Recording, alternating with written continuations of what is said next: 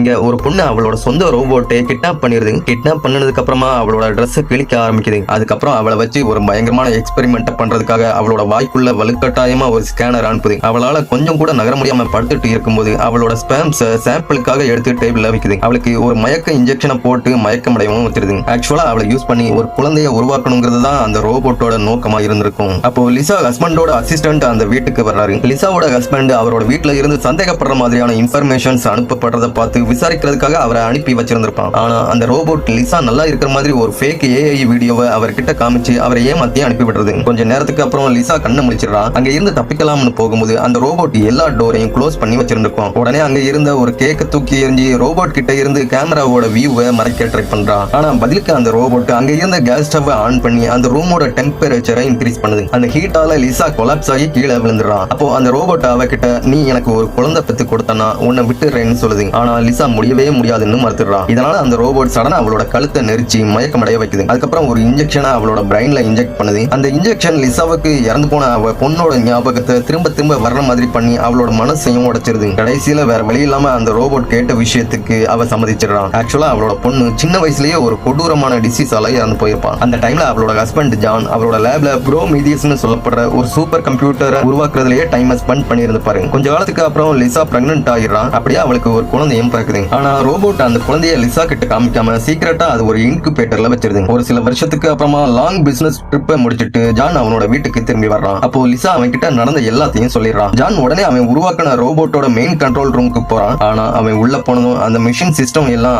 அதுவாவே அழிச்சிக்க ஆரம்பிக்குது. அப்போ திடீர்னு ஒரு ரோபோட் பேபி அங்க அவன் முன்னாடி இருக்கிறத பாக்கான். அப்போ அந்த ரோபோட் பேபிக்கு மேல இருந்த ஷெல்லை அவன் ரிமூவ் பண்ணதுக்கு அப்புறமா தான் ஒரு ஷாக்கிங்கான உண்மை தெரியுது. அந்த ரோபோட் அது ஓனரோட இறந்து போன பொண்ணு மாதிரியே ஒரு பொண்ணை அவங்களுக்காக உருவாக்கி வச்சுட்டு அதுவே அழிச்சு இறந்து போயிருக்கும்.